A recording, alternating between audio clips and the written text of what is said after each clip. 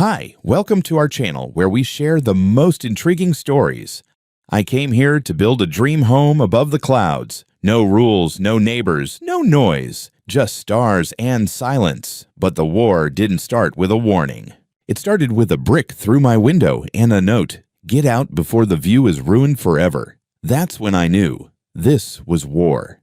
I never thought buying my dream slice of earth would turn into a battle over the sky itself, but that lesson came fast. When I left Chicago, I swore I would finally build the home I had imagined since college. A clean-lined, energy-efficient observatory house perched on a hill overlooking the valley and the distant Olympic Mountains. 5 acres of untouched land, full ownership, no restrictive covenants, no neighbors breathing down my neck about what shade of beige my walls should be. Just me, the wind, and the stars.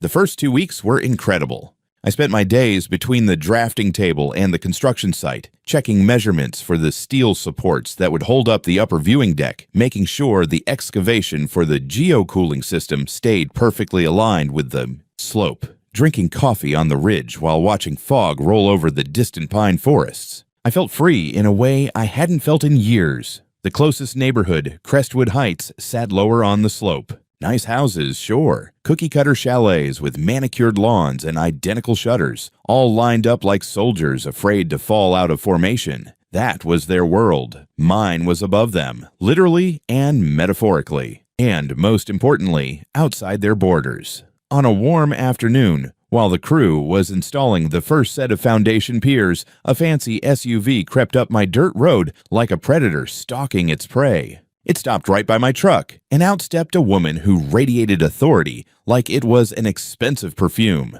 Perfect blonde bob, oversized sunglasses, posture of someone used to getting her way. "Good afternoon," she said, smiling wide enough to show every porcelain veneer. "I'm Karen Liebauer, president of the Crestwood Heights Homeowners Association."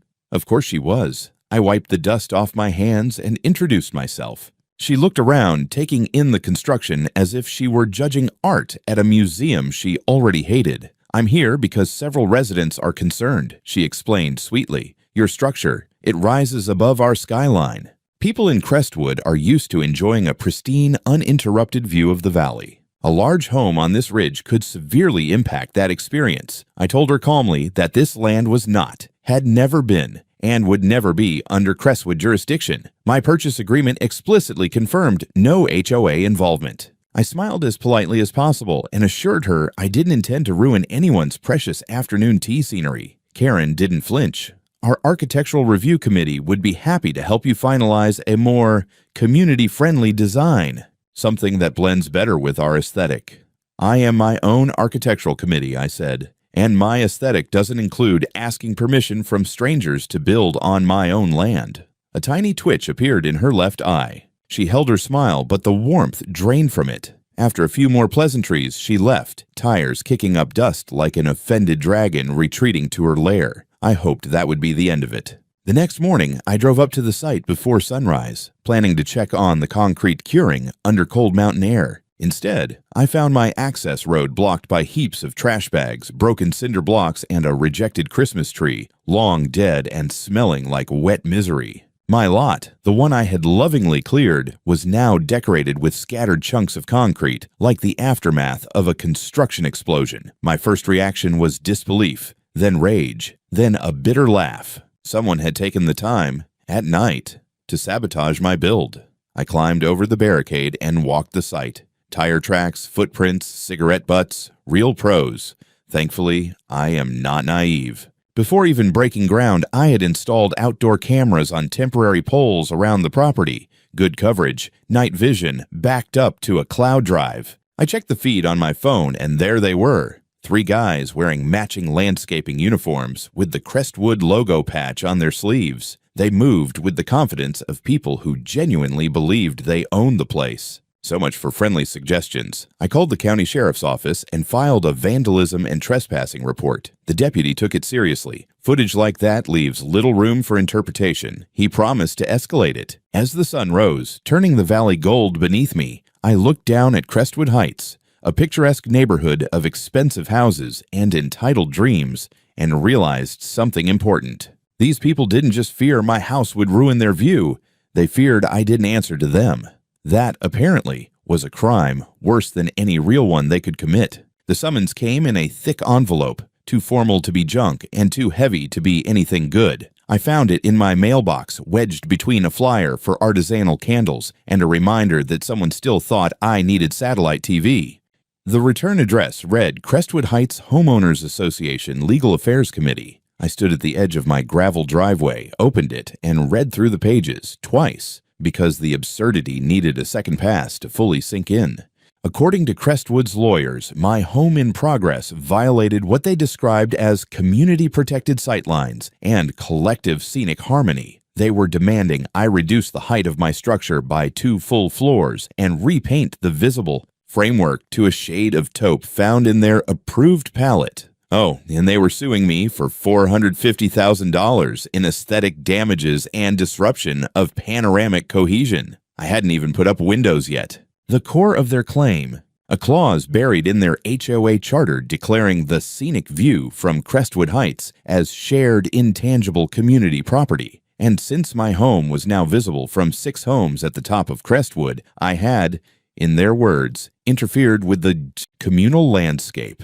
I paced in front of the house, rereading the phrases. Visual incursion, viewshed violation, unapproved verticality. These people had turned poetic whining into legal language. I scanned to the end, hoping for some kind of offer or settlement, or at least a phone number I could call to laugh at them directly. Instead, they'd scheduled a preliminary hearing in just under 3 weeks. I drove straight to Olympia to meet with an attorney I knew through an old construction client, Riley Lim, a specialist in land use and property law. Sharp suit, sharper tongue. She read the packet in silence while I drank her office's terrible coffee and stared at a decorative cactus shaped like a middle finger. Well, she said finally, they're full of it. Legally? Legally, ethically, philosophically, and possibly cosmologically. There's no such thing as shared visual dominion outside of their own charter. And charters don't mean squat beyond their registered boundaries. You're outside that. Way outside. She explained that for the HOA to have any power over my land, there would need to be a recorded covenant or easement, neither of which existed. Their argument about view rights wasn't grounded in law, just in entitlement. The whole thing was built on intimidation and the hope that I'd fold before anyone actually tested it in court. Riley drafted a formal response, a cease and desist letter stating clearly that the HOA had no jurisdiction, that their lawsuit was baseless, and that any further harassment would be met with counter-litigation. That might have been the end of it, if they hadn't already set the next trap. 3 days later, another envelope arrived. This one wasn't from their legal department. It was an official community offer of mediation, a document that read more like a ransom note dipped in lavender oil. They offered to settle all disputes peacefully if I agreed to halt construction, attend a design review session, and consider transferring ownership of the upper portion of my lot, the visibility zone, to Crestwood for a nominal fee, in order, and to preserve communal environmental integrity. I almost choked on my lunch.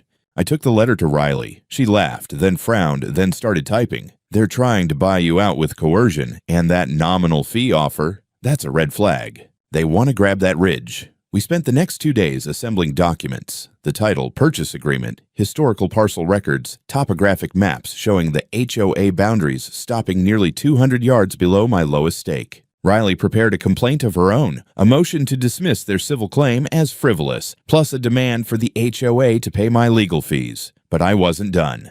I went back up the hill and installed a new weatherproof sign right at the corner of my property, just above where their HOA's lush walking trail dead-ended. Black text, white metal, private property, not subject to Crestwood HOA. The next morning, someone poured a bucket of paint over it. It was Crestwood beige. I should have known they wouldn't stop with paperwork and beige paint. The next envelope didn't come by mail. It was taped to my front gate like a warning nailed to a tavern door in some medieval drama. Crestwood HOA had passed a new internal resolution. It was titled, with theatrical flair, Boundary Enhancement for Visual Protection Purposes. According to this freshly signed charter expansion, the HOA now claimed authority over an extended buffer zone stretching 100 yards beyond their current perimeter, which conveniently included my entire hillside. The language in the document was as bloated as it was brazen. It referred to community-adjacent properties,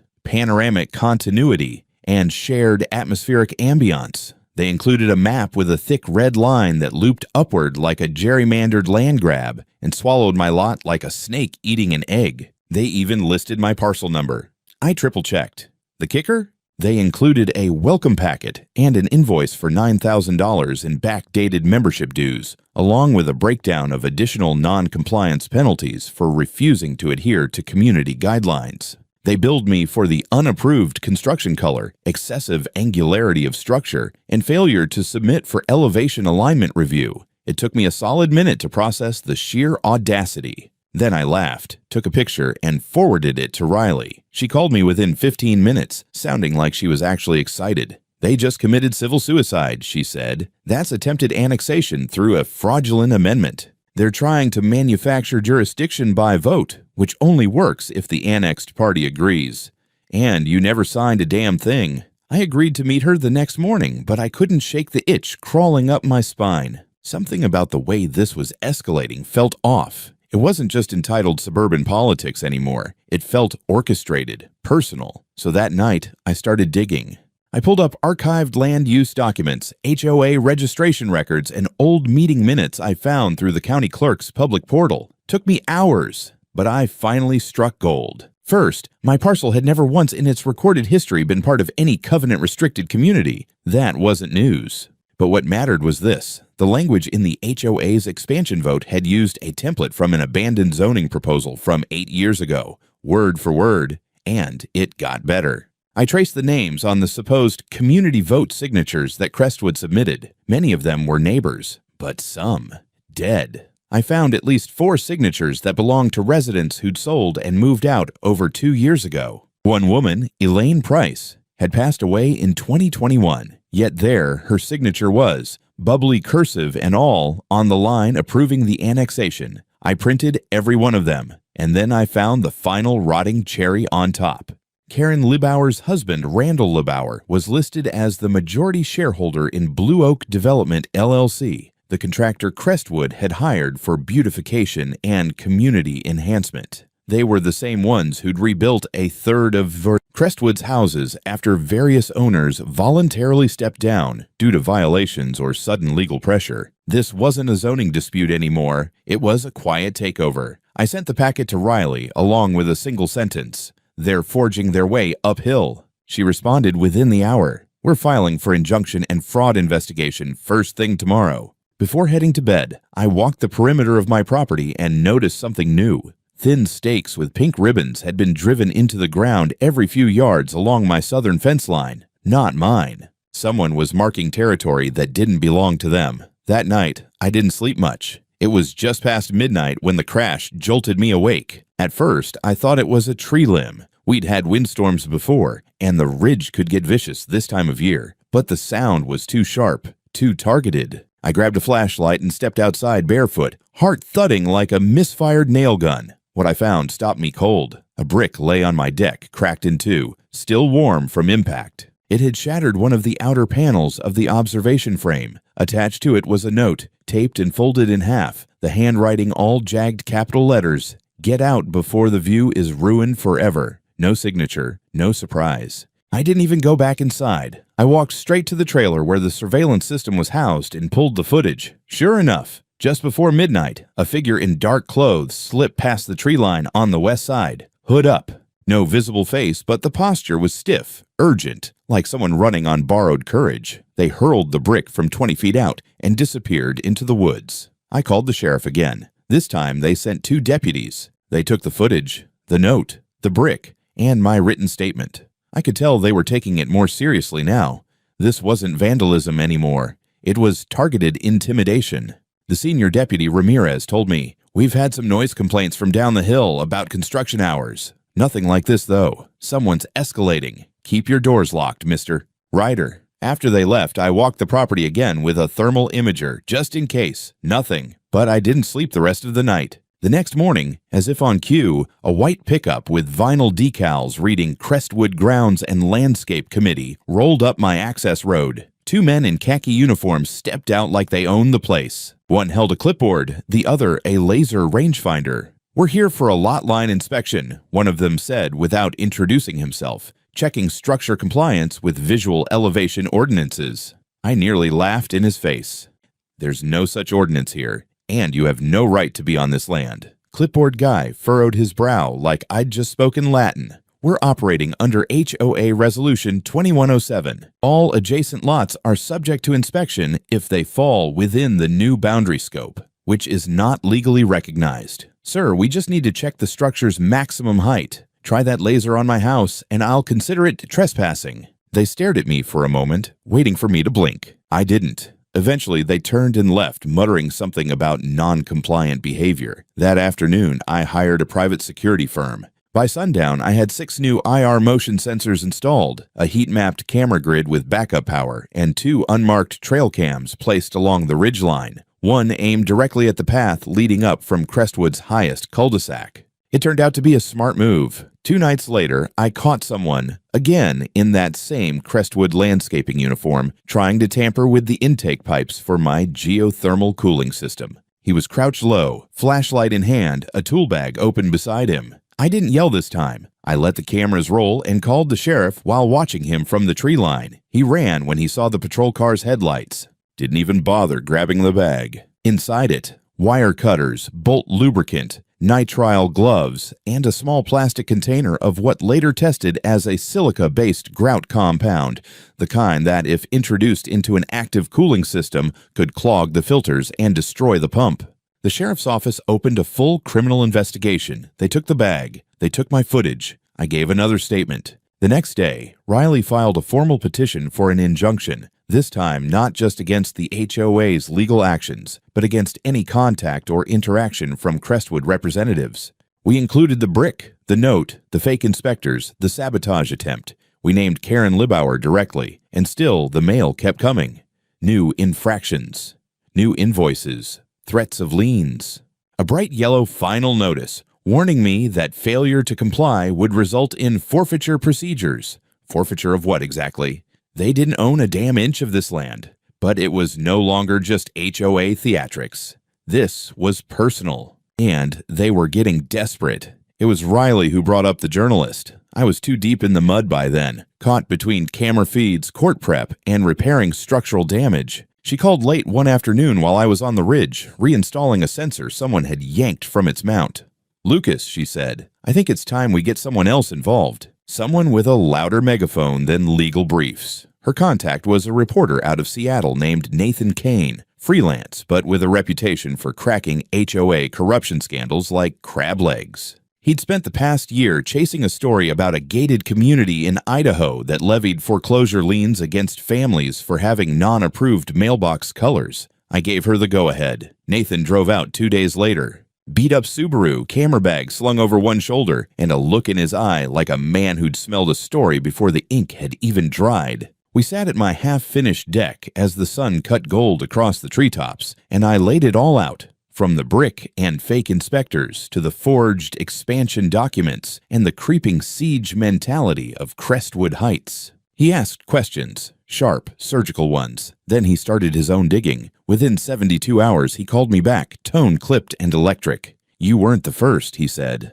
Nathan had pulled property records and court filings across Jefferson County for the past 15 years and isolated a pattern. In at least 5 cases, properties adjacent to Crestwood had changed hands after protracted compliance disputes. The stories were nearly identical. A homeowner builds or renovates, gets slapped with fake violations, is threatened with fines or lawsuits, then ends up selling at a loss, often to one of 2 shell LLCs. Guess who represented those LLCs? Randall Libauer, Karen's husband. It didn't stop there. Nathan managed to interview one of the former owners, a retired schoolteacher named Evelyn, who'd sold her ridgetop cabin 3 years ago after the HOA accused her of unauthorized outbuilding renovations and threatened to revoke access to a shared, well, she didn't even use. She'd cracked under pressure, sold her land, packed up, left. He also found 2 HOA board members, both now living out of state, who agreed to speak off record. One admitted that internal votes were steered by Karen, who always had a reason to push certain neighbors into compliance showdowns. The other outright said it.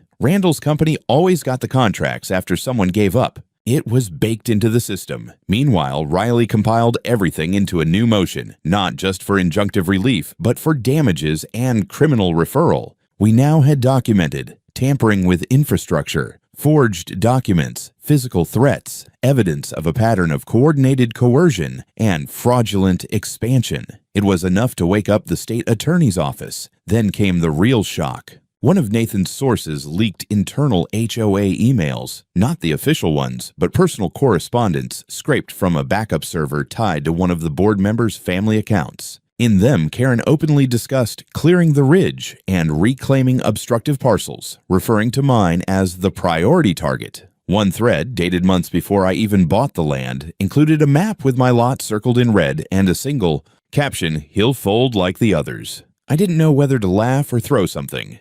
Nathan published the first story 3 days later. Headline: HOA Empire accused of forgery and property sabotage in Washington state. It spread fast. Local TV picked it up, then regional. By the end of the week, I was getting calls from radio shows and housing rights groups asking if I'd speak. I didn't. I let the story do the talking. Crestwood released a statement through their attorney calling the report a politically motivated smear and denying all wrongdoing. But the cracks had already formed. 2 residents from Crestwood knocked on my gate the next evening. A married couple, quiet, mid-50s, apologetic. They said they'd read the article, said they'd always wondered why so many of their neighbors just vanished. They handed me a printed screenshot. It was from a private Crestwood Facebook group I hadn't known existed. One of the posts from Karen had been scrubbed minutes after Nathan's story dropped, but someone screenshotted it. It read, "Some people buy land, others belong. Mr.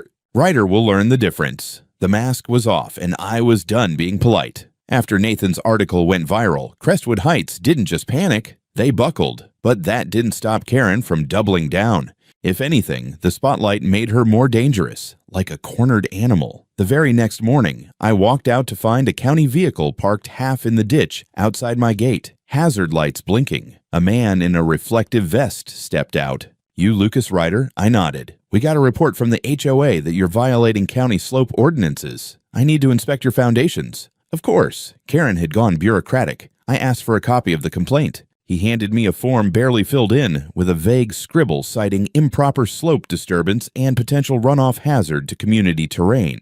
I didn't let him in. Instead, I handed him my stamped engineering documents and the environmental impact survey I had ordered months earlier, both greenlit and filed with the county. I told him politely but firmly that unless he had an official warrant or directive signed by a judge, he could turn that clipboard into firewood for all I cared. He left, reluctantly, but I knew that was just the beginning. Over the next 2 weeks, it became an avalanche. First, a fake utility crew showed up, claiming they were there to audit water distribution lines. They wore no proper badges, drove a white van with magnets slapped on the side, and seemed suspiciously interested in my geothermal intake pipes. I recorded the entire interaction and emailed it directly to Riley. She traced the company name. It was dissolved 4 years ago. Then, during a late evening rain, my power cut out. When I checked the backup system, I found the panel had been tampered with. The casing was unscrewed, and several breakers were flipped in sequence, not by accident. I reviewed camera footage. 2 figures in rain gear had scaled the back fence and worked on the panel for less than a minute before vanishing into the woods. Still, the lowest point came when I discovered the sabotage inside my own home. I noticed it one morning while brushing my teeth. The water had a strange, metallic aftertaste. I checked the filters. They were murky, almost oily. It took hours, but when I ran a full systems diagnostic, I found that someone had poured a contaminant into my geothermal reservoir, a substance used in cheap soil filler, probably from one of the landscaping trucks that had mysteriously parked on the road a few days earlier. I had to shut down my entire cooling system, and that wasn't just an inconvenience. My build depended on a stable thermal buffer. Without it, I risked moisture damage, expansion cracks, and days of delays.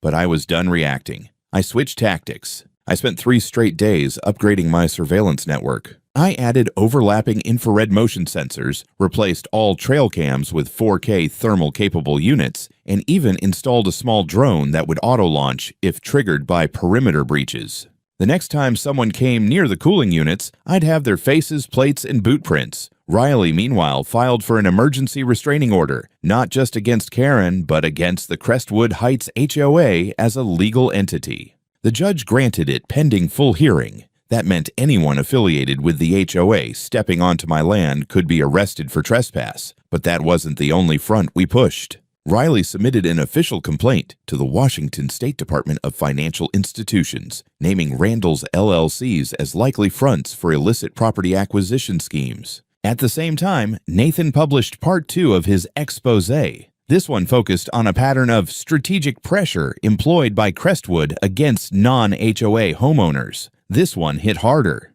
It included an interactive map of all disputed properties and a timeline that ended with my name and a blinking red dot. My inbox exploded. Then something shifted. I started getting tips, anonymous emails, messages from current Crestwood residents sent from burner accounts. One included a scan of an internal memo sent by Karen to the HOA board, not from an official domain, but from a Gmail account titled Scenic Truth HOA. The memo included a list of priority obstacles to HOA visual harmony with a numbered ranking. I was number 1. Another tip claimed Randall had hosted a private dinner with a county zoning official 2 months ago, and a permit had mysteriously been rejected the next day for a different homeowner resisting HOA integration. And then came the box. No return address, no markings, just left at my gate one morning. Inside, a pile of shredded documents, a burned-out USB stick, and a single photo. A printed aerial image of my house under construction, zoomed in from far above. It had a red X drawn over the roof in marker. No note, no message. I didn't need one. Whatever this was, it wasn't just about aesthetics anymore. It was about control, about message, about winning. But they'd picked the wrong architect to intimidate. Because if there's one thing I know how to do better than anyone, it's design for pressure. And Crestwood was about to learn what happens when you try to collapse a structure that was built to withstand hurricanes. By the time the temporary restraining order was in place and Riley had filed for a full injunction, my property had become less of a home and more of a battlefield, with walls made of plywood and evidence. I wasn't building a house anymore. I was constructing a legal fortress, one affidavit and sensor log at a time. But then Karen made a mistake. A very public, very stupid mistake. That Saturday, she hosted a Crestwood Heights Community Standards Summit, a pretentious HOA PR stunt masquerading as a picnic. They brought in a band, catered lunch, even put up banners about preserving our visual harmony. I would have ignored it entirely, but around 3 in the afternoon, my phone started lighting up like a Christmas tree. A neighbor I barely knew, someone from outside the HOA who had been quietly watching the drama unfold, sent me a video. It was Karen standing at a microphone in front of the HOA clubhouse lawn, sun hat tilted just enough to look regal. Behind her, a printed aerial poster of the neighborhood, with my property marked in red ink and labeled Unpermitted Eyesore. She was ranting to the crowd about view encroachment and architectural defiance.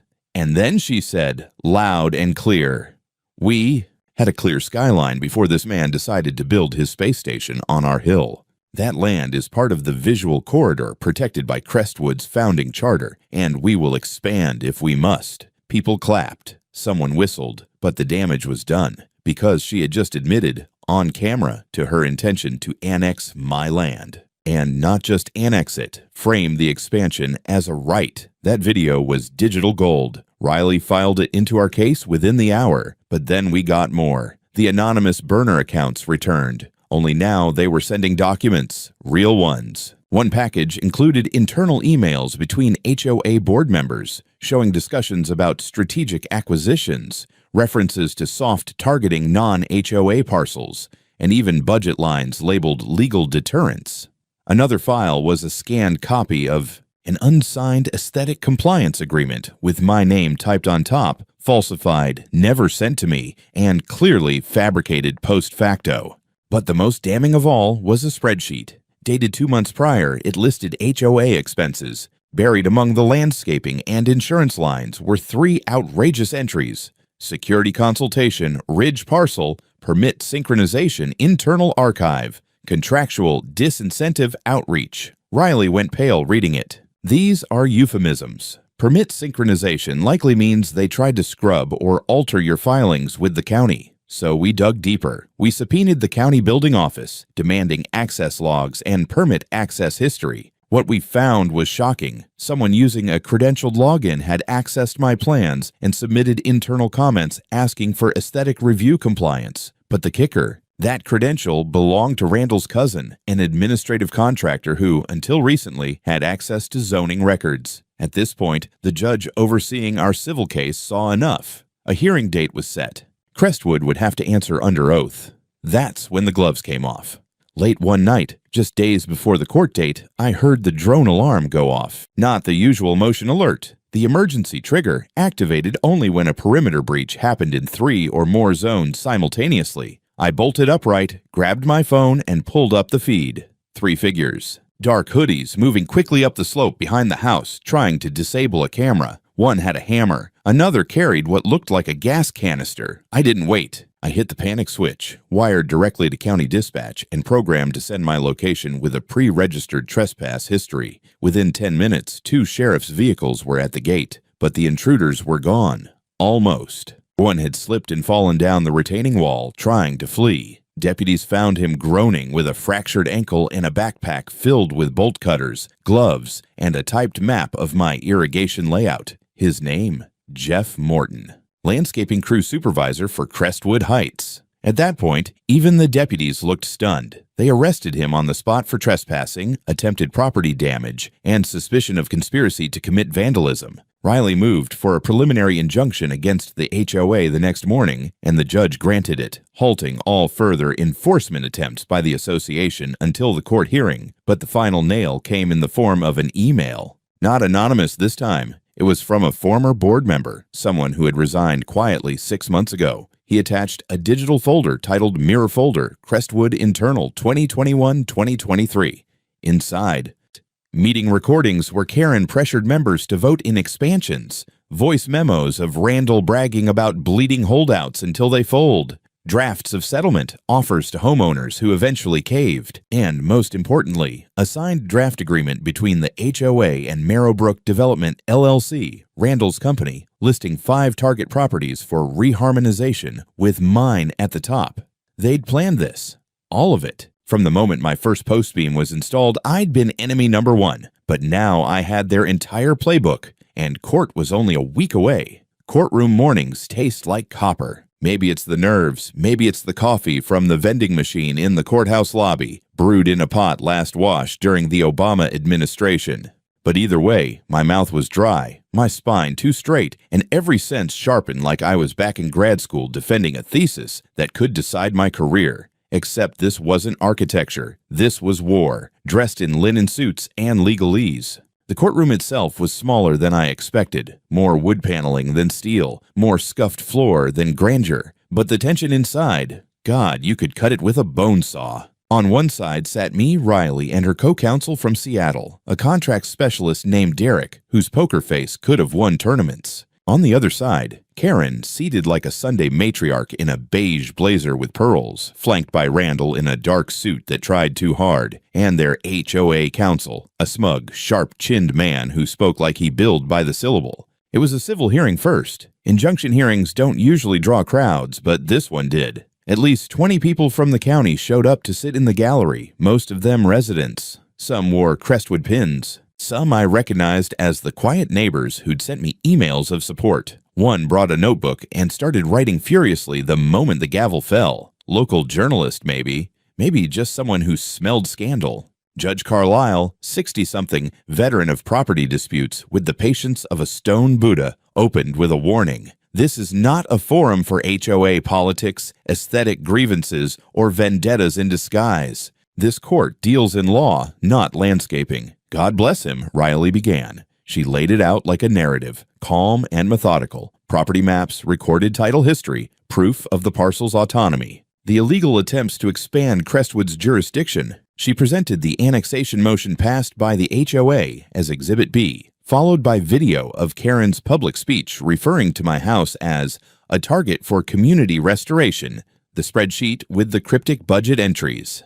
The emails between board members, the fake permit commentary filed with the zoning office, the arrest report from the night Jeff Morton tried to sabotage my water system. One by one, she lined up the facts like dominoes. No drama, just evidence. Karen's attorney tried to interrupt more than once, objecting to prejudicial tone and irrelevant context, but the judge waved him off each time. Then came their turn, and that's when it got surreal. Their lawyer, whose name I genuinely don't remember, stood and launched into what I can only describe as an aesthetic rights manifesto.